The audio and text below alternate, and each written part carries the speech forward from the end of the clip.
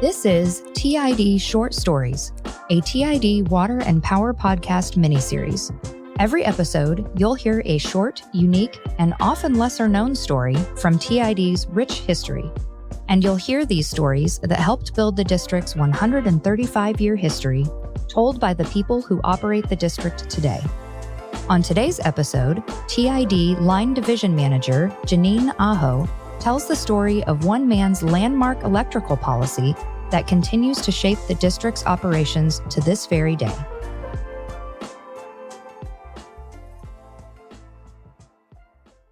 Today, the Turlock Irrigation District delivers safe, reliable, and affordable retail electricity to more than 240,000 people across a large 662 square mile electric service territory.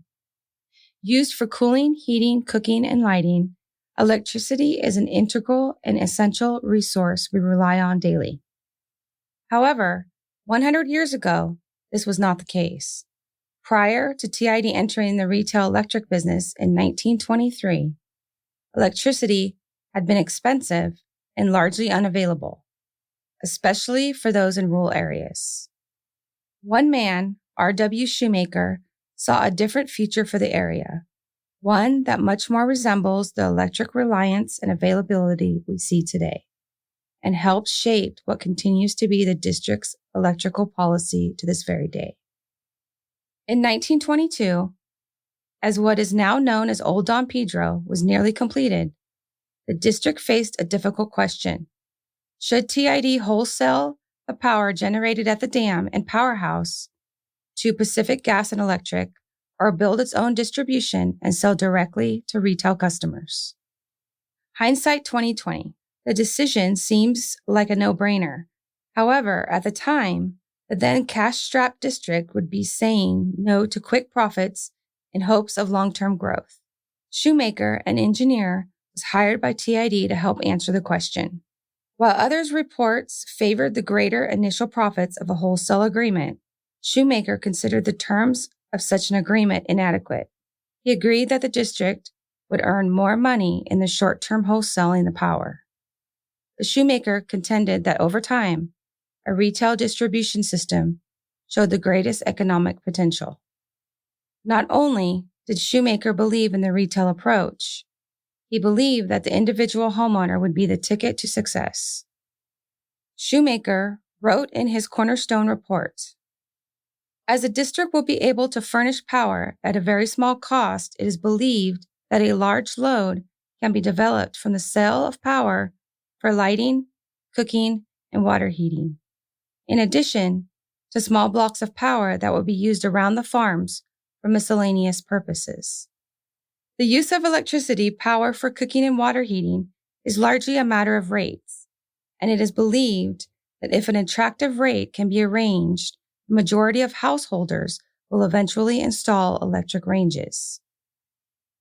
Shoemaker's proposed electric policy of low rates was meant to encourage rapid electrical load growth within the district. But he also knew that it would be several years until the growth would surpass the generation at Don Pedro.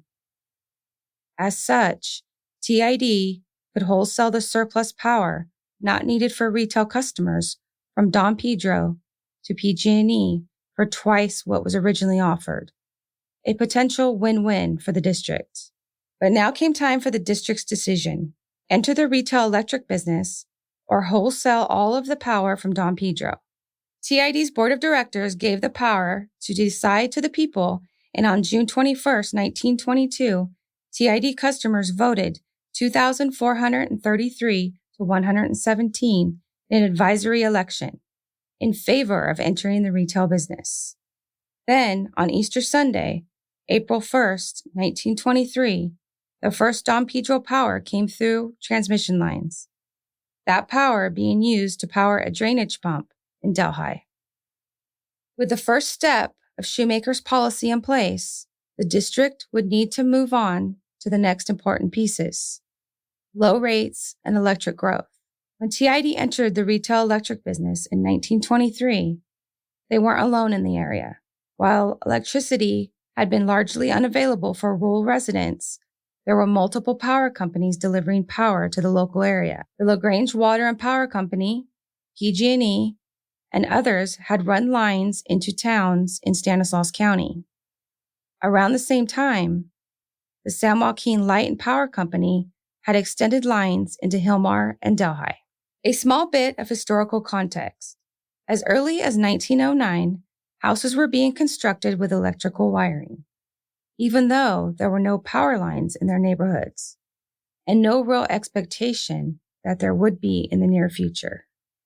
Since the district had a relatively inexpensive source of power in the newly built Don Pedro, TID was able to offer electricity to its customers at significantly lower rates than its competitors. PG&E was charging $6 a month, which later rose to $7.50 a month for electric service. TID was only charging $2.60 for the same service, prompting PG&E to lower rates to $3 a month in an attempt to remain competitive. However, it was no such luck that the district's low rates made it impossible for the other electric companies to compete. By 1928, there were only 21 PG&E customers remaining within TID's territory, which were said to be all PG&E contractors or shareholders. And in 1931, TID purchased what remained of the PG&E system and became the sole electric provider in the area.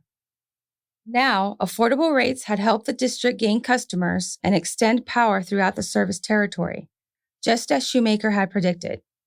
But for the distribution model to truly work, TID needed to increase demand and create load growth. TID began displaying and selling hot point electric ranges in early 1923.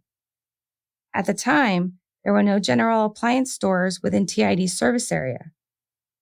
In only a few weeks, over 100 stoves had been sold. By the time power actually arrived in April 1923, sales of stoves had reached more than $20,000. Sales grew to include water heaters, space heaters, and other appliances by mid-September. In 1924, TID opened a retail electric store that soon carried more than 500 items. In only its first year, the store did $96,000 worth of business. By 1926, the store was selling thousands of appliances annually. So what became of R.W. Shoemaker? He served as the district's electrical engineer and, along with Roy Meikle, served as a consultant to the Imperial Irrigation District when he entered the power business. He then left the district in 1929 to take a job in South America. Shoemaker would ultimately find his way back to the district, in a way, when he was hired to review a newly developed commercial industrial rate in 1959. Now, 100 years since Shoemaker's Cornerstone Report, TID has some of the lowest electrical rates in the state and serves nearly 250,000 people in 14 communities. Even with his steadfast vision and leadership, he could not have foreseen the undeniable success the district's distribution system would become.